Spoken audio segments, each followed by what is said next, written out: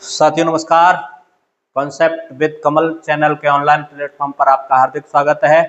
जैसा कि हम इस चैनल पर भारत के भूगोल नामक श्रृंखला को लेकर बात कर रहे थे, इस श्रृंखला में पिछली वीडियो में हमने भारत का भौतिक विभाजन, जिसमें हमने मैदानी क्षेत्र के विकास के बारे में जाना था। आज उसी को आगे बढ़ाते हुए हम आज का जो हमारा टॉपिक होगा वो होगा भारत के मैदानी क्षेत्र का प्रादेशिक विभाजन। तो आप हेडिंग डालिए, भारत के मैदानी क्षेत्र का प्रादेशिक विभाजन। प्रादेशिक विभाजन क्लियर। अगर देखा जाए अध्ययन की दृष्टि से तो इस मैदान को पुनः 4 भागों में विभाजित किया गया है। प्रादेशिक आधार पर 4 भागों में विभाजन। 4 भागों में विभाजन। नंबर 1 पंजाब प्लस हरियाणा का मैदान।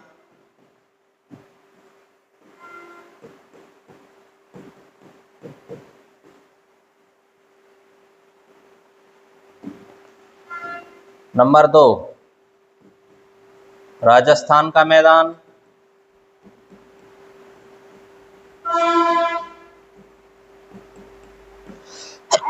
सॉरी,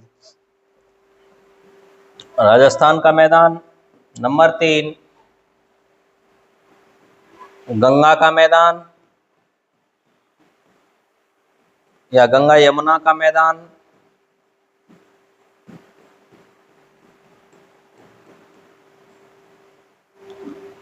नंबर 4 ब्रह्मपुत्र का मैदान। ब्रह्मपुत्र का मैदान। ठीक। अब हम बात करते हैं पंजाब और हरियाणा का मैदान। तो पहला टॉपिक है या पहला हेडिंग डालें पंजाब हरियाणा का मैदान। ठीक, हेडिंग डालें पंजाब हरियाणा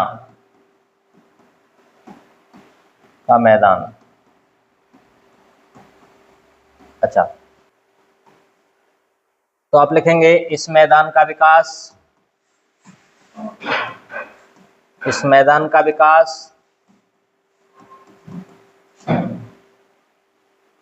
सिंधु व उसकी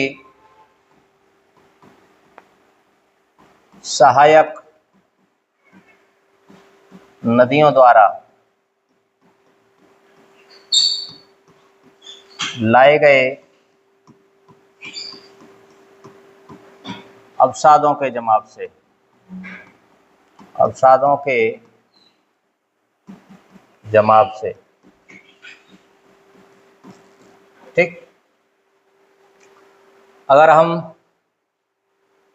मैप की सहायता से अगर हम बात करें तो आप देखेंगे यह आपका जम्मू कश्मीर रीजन। ये क्षेत्र आप देखेंगे इस तरह से।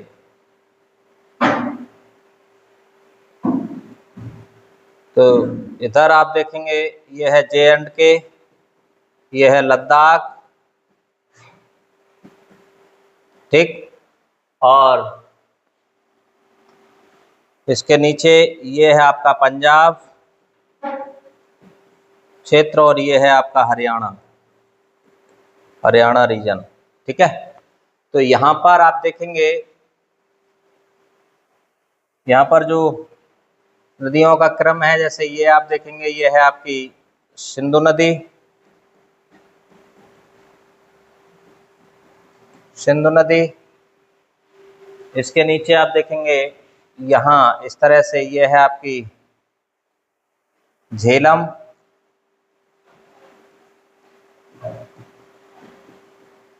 झेलम नदी। झेलम के बाद आप देखेंगे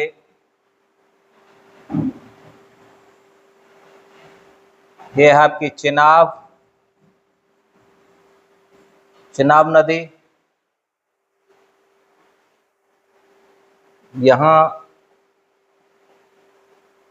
आगे आप देखेंगे ये है आपकी रावी, और इसके नीचे आप देखेंगे तो ये वाली जो नदी है ये है आपकी सतलुज। ठीक है, और इन्हीं नदियों के बीच के मैदानी क्षेत्र को, ये वाला जो क्षेत्र है, ये वाला जो क्षेत्र है, इस वाले पूरे मैदान को आप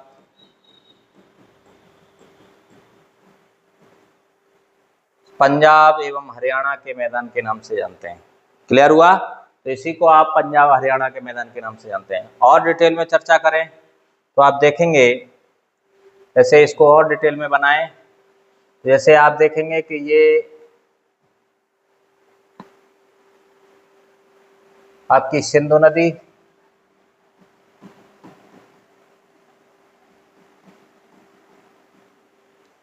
सिंधु के नीचे आप देखेंगे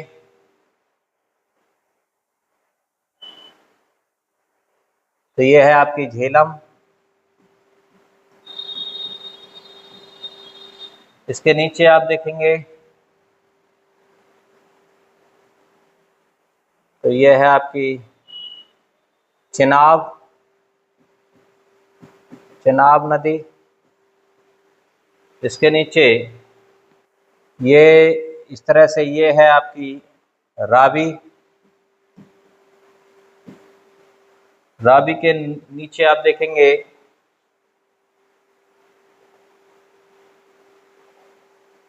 तो ये आपकी ब्यास, ब्यास नदी,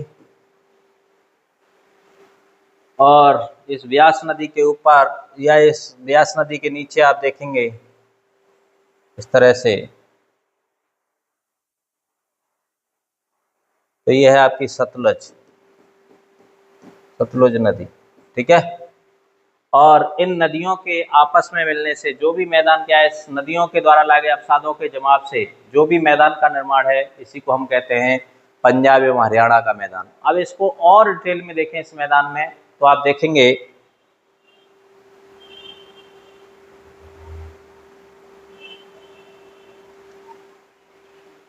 कि ये जो सिंधु और झेलम नदी है, इसके मध्य का जो ये मैदानी क्षेत्र है, ये वाला जो मैदानी क्षेत्र है, इसको हम सिंधु सागर के मैदान के नाम से जानते हैं। सिंधु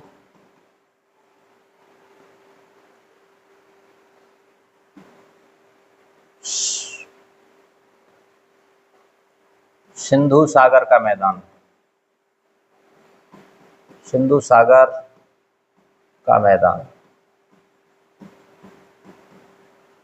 ठीक, इसके अलावा आप देखेंगे कि जो झेलम और चिनाब नदी है, इसके मध्य में जो ये मैदानी क्षेत्र है, इसको आप देखें तो हम छाछ के नाम से जानते हैं। छाछ का मैदान, छाछ, दोआब, या फिर इसी को कह लो छाछ मैदान।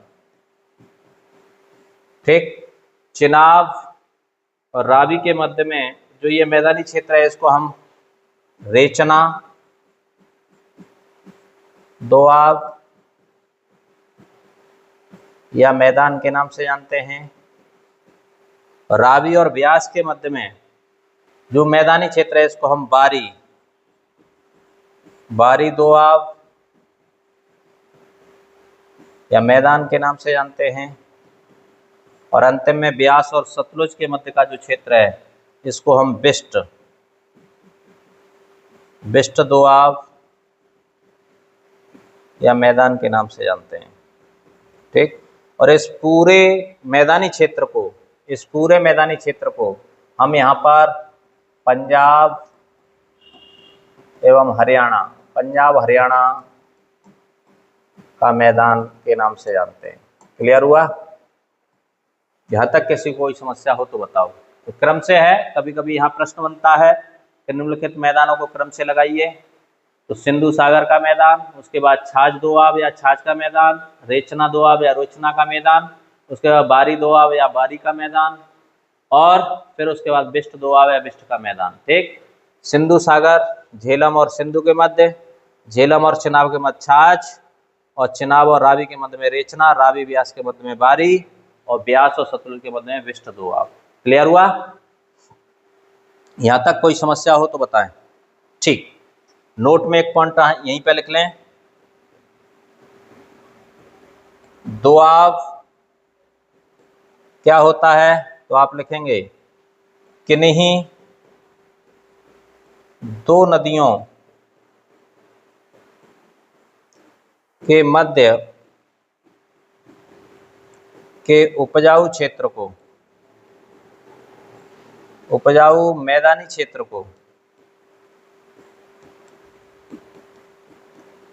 को हम दोआब कहते हैं, दोआब कहते हैं। अच्छा, एक चीज और आप देखेंगे, अगर यहाँ नदियों की गिनती न की जाए तो उस मैदानी क्षेत्र को हम आब कहते हैं। क्या कहते हैं? आब कहते हैं। और अगर दो नदियों के मध्य है तो दोआब, तीन नदियों के मध्य है तो त्रियाब, और पांच नदियों के मध्य है तो पंजाब।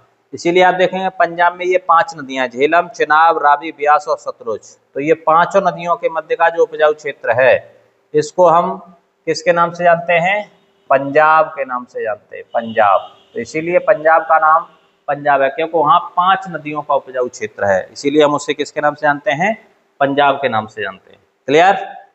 आगे बढ़ें।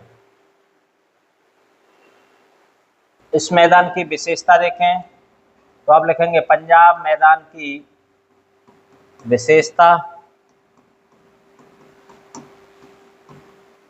पंजाब या पंजाब हरियाणा मैदान की विशेषता, पंजाब हरियाणा मैदान की विशेषता। तो पहली विशेषता आप लिखें, अधिकतर मैदान, अधिकतर मैदान बांगर मैदान के रूप में विद्यमान या बांगर मैदान कहलाता है।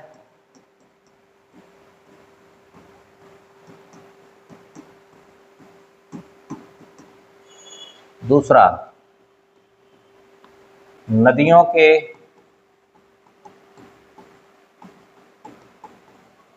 निकट के क्षेत्र को खादर या फिर बेट कहते हैं, खादर या बेट कहते हैं। तीसरी विशेषता, हरित क्रांति, हरित क्रांति की शुरुआत इसी मैदान में। ठीक है, अगली विशेषता, यह मैदान अंबाला के पास जल विभाजक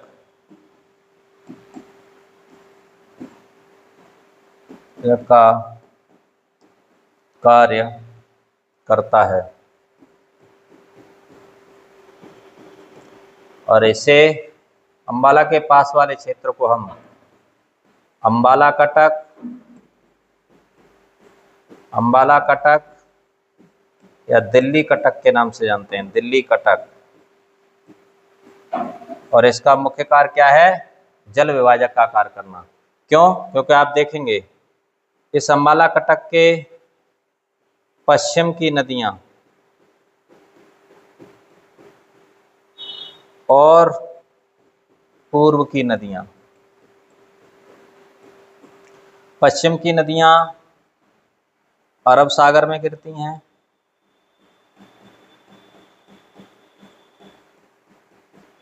और जो पूर्व की नदियां हैं ये बंगाल की खाड़ी में गिरती हैं, बंगाल की खाड़ी। ठीक है, तो ये पूर्व की नदियां हैं बंगाल की खाड़ी में गिरती हैं, और पश्चिम की नदियां हैं वो अरब सागर में गिरती हैं। इसीलिए आप देखेंगे कि जो अंबाला का कटक है, अंबाला कटक या दिल्ली कटक, ये जल विभाजक का कार्य करता है। क्लियर।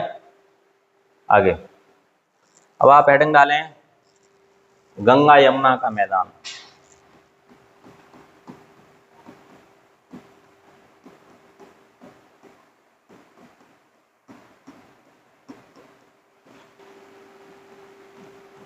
गंगा यमुना तथा उसकी सहायक नदियों द्वारा लाए गए अवसादों के जमाव से निर्मित। क्लियर। अगला विस्तार की अगर हम बात करें इस मैदान की, तो आप देखेंगे यमुना नदी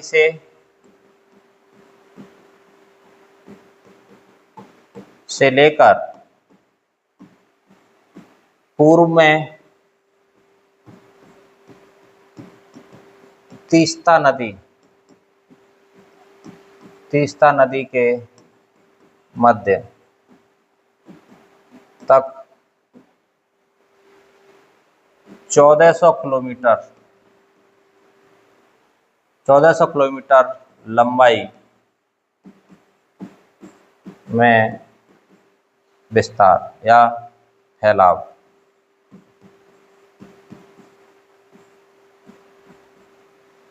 क्लियर। विशेषता देखें इस मैदान की,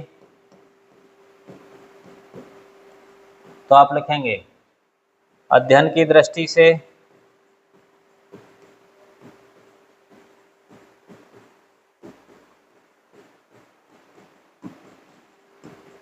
इस मैदान को पुनः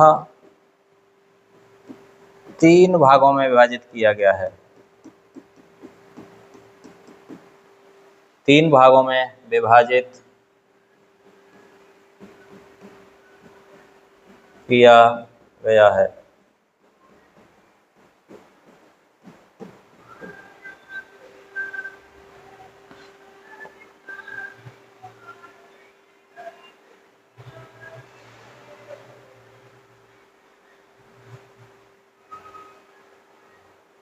कौन कौन से?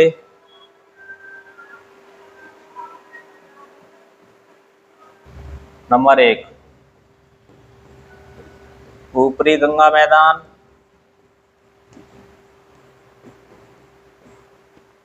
नंबर 2 मध्य गंगा मैदान,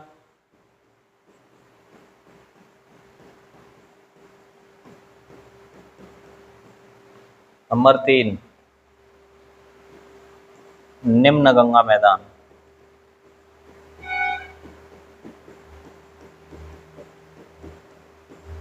ठीक। अब बात करते हैं ऊपरी गंगा मैदान की। इसमें 2-2, 3-3 पॉइंट आपको लिखने हैं, वो लिख लें। पहला पॉइंट, खादर की मात्रा अधिक, बांगर की मात्रा कम,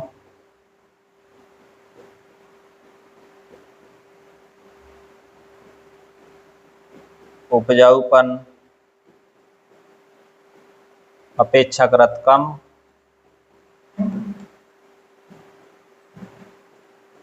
उपजाऊपन अपेक्षाकृत कम। ठीक। उदाहरण के तौर पर अगर आप देखें इन मैदानों में किस किस को शामिल किया गया है,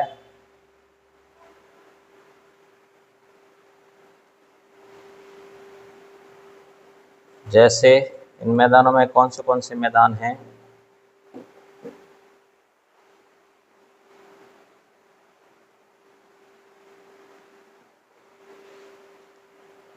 जैसे रोहिलखंड का मैदान,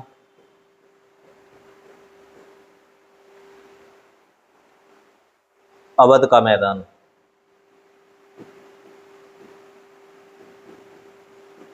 अवध का मैदान। क्लियर। अब बात करते हैं मध्य गंगा मैदान की। तो आप लिखेंगे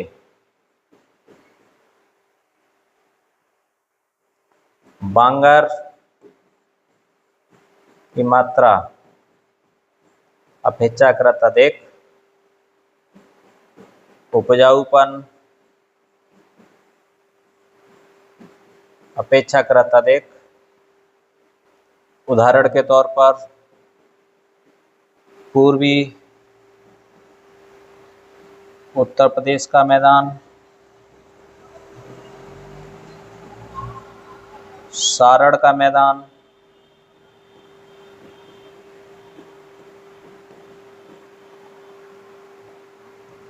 मगध का मैदान, मगध का मैदान। ठीक। निम्न गंगा मैदान, तो आप लिखेंगे बांगर,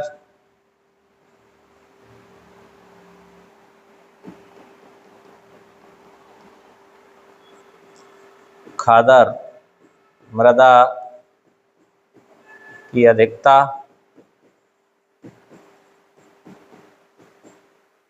दूसरा पॉइंट आप लिखेंगे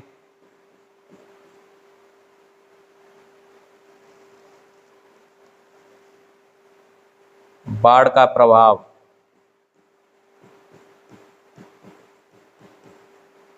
बाढ़ का प्रभाव सर्वाधिक।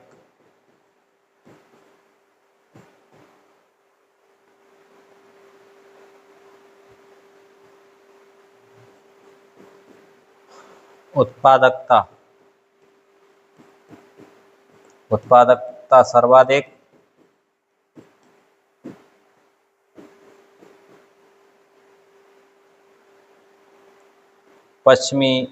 पूर्वी पश्चिमी बंगाल का मैदान, पूर्वी पश्चिमी बंगाल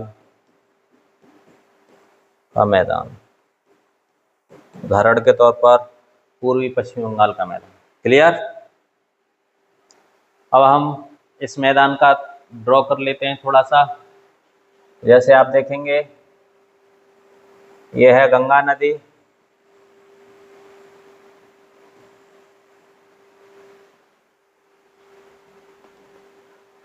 यहाँ लिख दें गंगा नदी।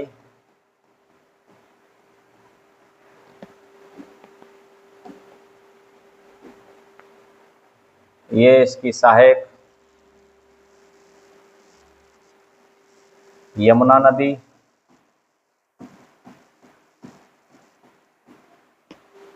इधर सबसे पहले इसकी सहायक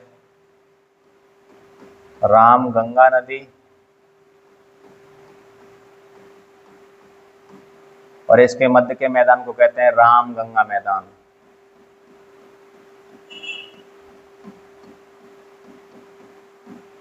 इसी को हम रोहेलखंड का मैदान भी कहते हैं, रोहेलखंड का मैदान, रोहेलखंड का मैदान। अगली जो नदी है ये है गोमती नदी,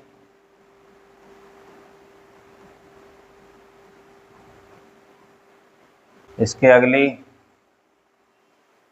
ये फिर से घाघरा नदी,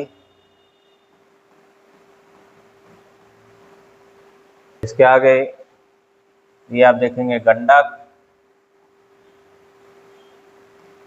और इसके आगे जो अगली नदी है वो है आपकी कोसी नदी, कोसी। ठीक, कोसी नदी। और अंतिम में आप देखेंगे यहाँ पर इस तरह से यहाँ एक नदी है, ये है तीस्ता नदी, तीस्ता नदी। ठीक है।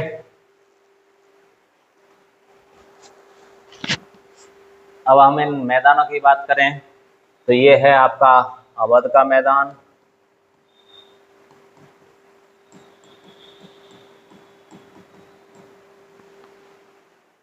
इसके आगे ये है पूर्वी यूपी का मैदान।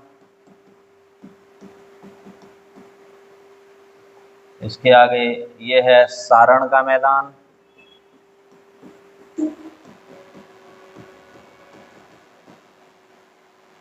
इससे जब आप आगे बढ़ेंगे तो ये वाला जो क्षेत्र है इसको कहते हैं पश्चिमी बंगाल का मैदान।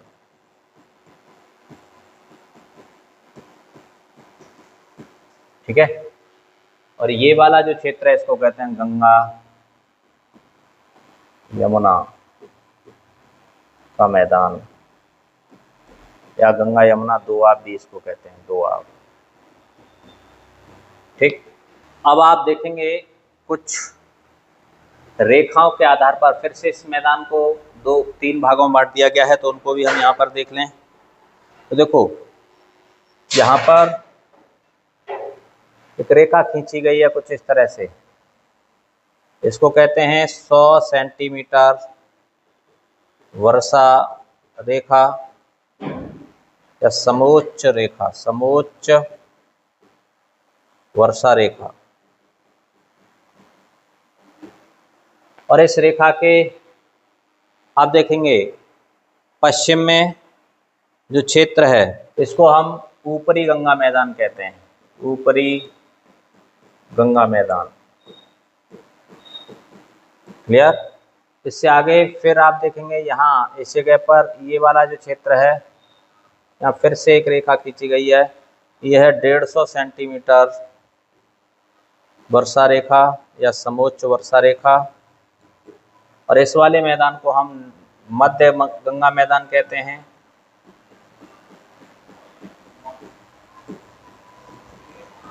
और इसके इधर वाले क्षेत्र को हम निम्न गंगा मैदान कहते हैं, निम्न गंगा मैदान। क्लियर? तो इसको भी बना लें। यहाँ पर आप देखेंगे ये वाला जो क्षेत्र है ये है सुंदरवन का क्षेत्र, सुंदरवन का डेल्टा, सुंदरवन का डेल्टा। अब आप अगली हेडिंग डालें राजस्थान का मैदान।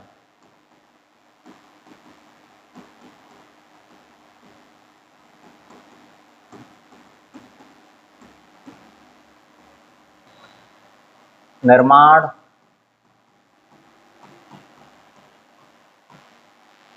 अरावली श्रेणी से निकलने वाली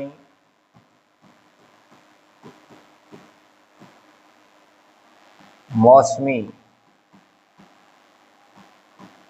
नदियों के जमाव से या मौसमी नदियों के अवसादीकरण से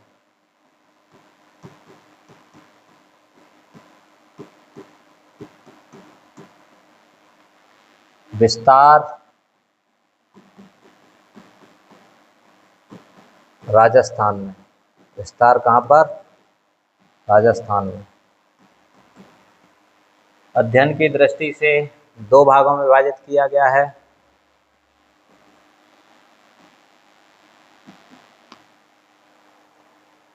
बीच में ये अरावली पर्वतमाला,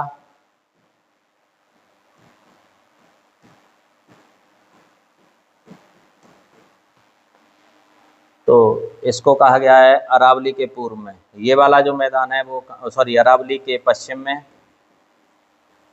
अरावली के पश्चिम में इसको कहा गया थार मरुस्थल, मरुस्थल का मैदान।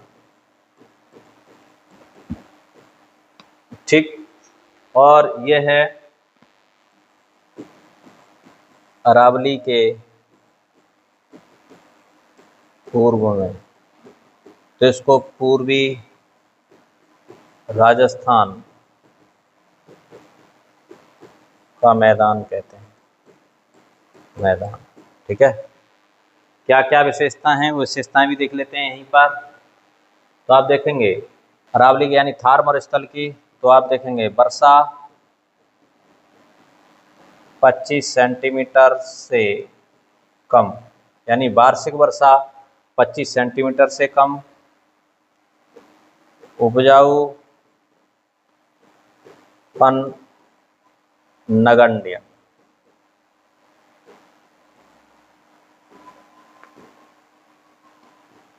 जीरोफाइट्स,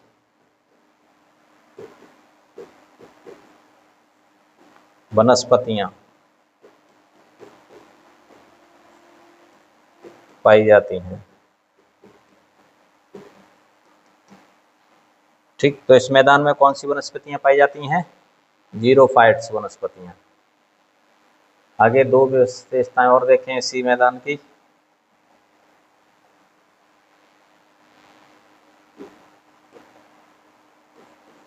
अगली विशेषता लिखें। अच्छा, जीरोफाइट वनस्पतियों में जैसे कैक्टस, नाम लिख लें, कैक्टस, बबूल, कीकर इत्यादि, ये जीरोफाइट्स वनस्पतियां कहलाती हैं। ठीक है, अगली विशेषता इस मैदान की लिख लें। तो आप लिखेंगे इन क्षेत्रों में या इन मैदानों में प्लाया नामक झीलें पाई जाती हैं,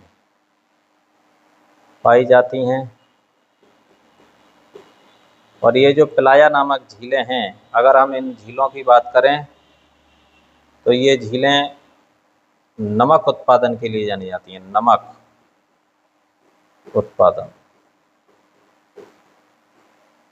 ठीक है, अब बात करते हैं अरावली के पूर्वी अरावली मैदान की विशेषता। तो लिखें वर्षा अपेक्षाकृत अधिक।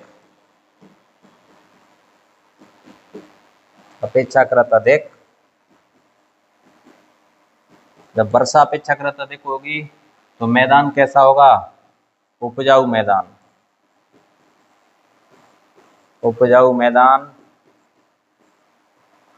तीसरा विशेषता, इसे राजस्थानी बांगर मैदान भी कहते हैं। इस मैदान की प्रमुख नदियां अगर हम बात करें, तो आप देखेंगे लूनी व साबरमती।